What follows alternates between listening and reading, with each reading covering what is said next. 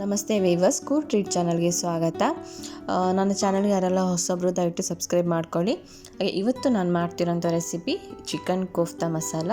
So ಇದಕ್ಕೆ first ಚಿಕನ್ನು ಸಣ್ಣದಾಗಿ ಮಿನ್ಸ್ಡ್ ಕಟ್ ಮಾಡ್ಕೊಂಡಿದ್ದೀನಿ. ಹಾಗೆ ಸ್ವಲ್ಪ ಆನಿಯನ್, ಹಾಗೆ ಹಸಿಮೆಣಸಿನ್ಕಾಯಿ, ಸ್ವಲ್ಪ ಕೊತ್ತಂಬರಿ ಸೊಪ್ಪು. ಸೊ ಪೂರ್ತಿ ಡಿಸ್ಕ್ರಿಪ್ಷನ್ಸ್ ನಾನು ಸ್ಟೆಪ್ ಬೈ ಸ್ಟೆಪ್ ಈ ಪ್ರೊಸೆಸ್ ಹೇಗೆ ಮಾಡೋದು ಅಂತ ಪ್ರತಿಯೊಂದು ಡಿಸ್ಕ್ರಿಪ್ಷನಲ್ಲಿ ಹಾಕಿರ್ತೀನಿ. ಪ್ಲೀಸ್ ಚೆಕ್ ಮಾಡಿ. ಹಾಗೆ ಸ್ವಲ್ಪ ಗಾರ್ಲಿಕ್ ಕೂಡ ಆ್ಯಡ್ ಮಾಡ್ತಾ ಇದ್ದೀನಿ ನಾನು ಇದಕ್ಕೆ. ಹಾಗೆ ಸ್ವಲ್ಪ ಬ್ರೆಡ್ ಕ್ರಮ್ಸ್ ಮತ್ತು ಒಂದು ಮೊಟ್ಟೆನ ಹಾಕಬೇಕು. ಸೊ ಇಷ್ಟನ್ನು ಹಾಕಿಬಿಟ್ಟು ಚೆನ್ನಾಗಿ ಮಿಕ್ಸ್ ಮಾಡಿ 1 ಗಂಟೆ ಫ್ರಿಜ್ಜಲ್ಲಿ ಹಾಗೆ ಮ್ಯಾರಿನೇಟ್ ಮಾಡಲಿಕ್ಕೆ ಇಡಬೇಕು. ಈಗ ಇದನ್ನ ಚೆನ್ನಾಗಿ ಮಿಕ್ಸ್ ಮಾಡ್ತಾ ಇದ್ದೀನಿ.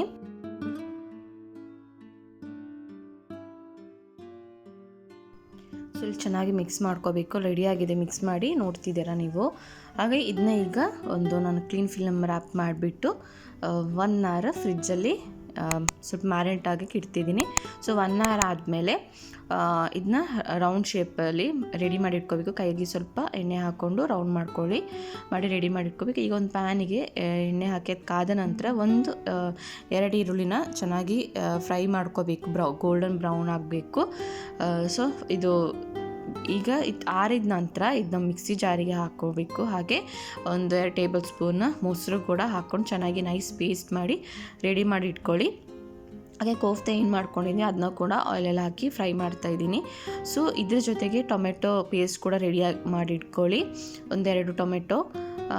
ಸೊ ಈಗ ಆಯಿಲಿಗೆ ಎಲ್ಲ ಗರಂ ಮಸಾಲ ಹಾಕ್ತಾಯಿದ್ದೀನಿ. ಏಲಕ್ಕಿ, ಚಕ್ಕೆ, ಲವಂಗ, ಹಾಗೆ ಪಲಾವ್ ಎಲೆ.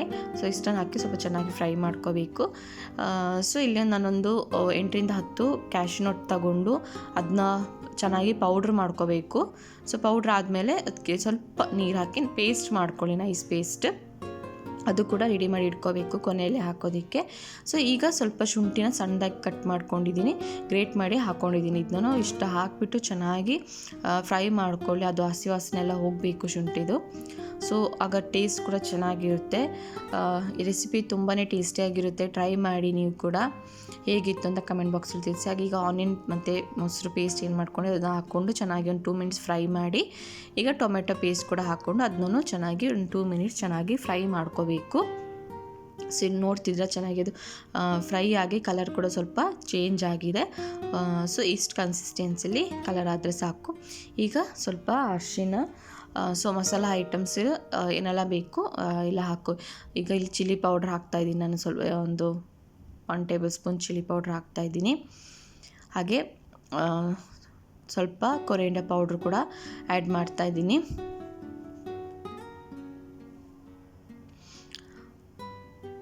ಸೊ ನನ್ನ ಚಾನಲ್ ಯಾರೆಲ್ಲ ಹೊಸದಾಗಿ ನೋಡ್ತಿದ್ದೀರಾ ದಯವಿಟ್ಟು ಸಬ್ಸ್ಕ್ರೈಬ್ ಮಾಡ್ಕೊಳ್ಳಿ. ಹಾಗೆ ಲೈಕ್ ಮಾಡಿ, ಶೇರ್ ಮಾಡಿ, ಕಮೆಂಟ್ ಮಾಡಿ. ರೆಸಿಪೀಸ್ ನೀವು ಕೂಡ ಟ್ರೈ ಮಾಡಿ. ಈಗ ಜೀರಿಗೆನ ಸ್ವಲ್ಪ ಫ್ರೈ ಮಾಡ್ಕೊಂಡು ಹಾಗೆ ಕ್ರಷ್ ಮಾಡಿ ಹಾಕೋತಾ ಇದ್ದೀನಿ. ಸೊ ಹೇಗಿತ್ತು ಅಂತ ರೆಸಿಪಿ ತಿಳಿಸಿ.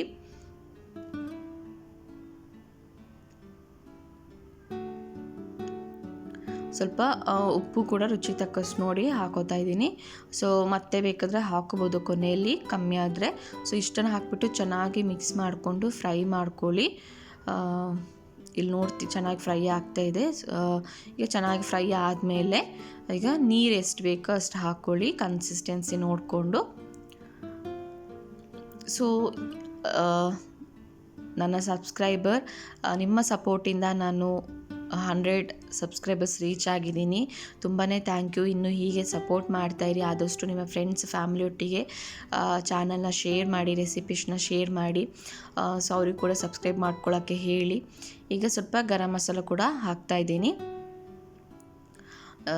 Thank you so much support ಮಾಡ್ತಿರೋದಕ್ಕೆ. ಹೀಗೆ ಸಪೋರ್ಟ್ ಮಾಡಿ ಇನ್ನು ಮುಂದೆ.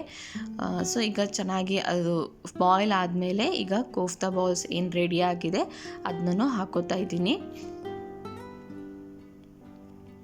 ಸೊ ಇದು ಹಾಕಿಬಿಟ್ಟು ಚೆನ್ನಾಗಿ ಒಂದು ಸ್ವಲ್ಪ ಹೊತ್ತು ಬಾಯ್ಲ್ ಆಗಲಿ. ಸೊ ಆಲ್ಮೋಸ್ಟ್ ರೆಸಿಪಿ ರೆಡಿ ಆಗಿದೆ. ಈಗ ಕ್ಯಾಶ್ಯೂ ಪೇಸ್ಟ್ ನಾನು ಏನು ಹೇಳಿದೆ ರೆಡಿ ಮಾಡಿ ಇಟ್ಕೊಳ್ಳೋಕ್ಕೆ, ಸೊ ಅದನ್ನು ಕೂಡ ಹಾಕಿ ಮಿಕ್ಸ್ ಮಾಡಿಕೊಂಡು ಈಗ ಸ್ವಲ್ಪ ಮೇಲೆ ಕೊರಿಯಾಂಡರ್ ಲೀವ್ಸ್ ಕೂಡ ಹಾಕ್ತೀನಿ. ರೆಡಿಯಾಗಿದೆ. ಇಷ್ಟ ಆದರೆ ಲೈಕ್ ಮಾಡಿ, ಶೇರ್ ಮಾಡಿ, ಸಬ್ಸ್ಕ್ರೈಬ್ ಮಾಡ್ಕೊಳ್ಳಿ. ಹಾಗೆ ಥ್ಯಾಂಕ್ ಯು ಫಾರ್ ವಾಚಿಂಗ್.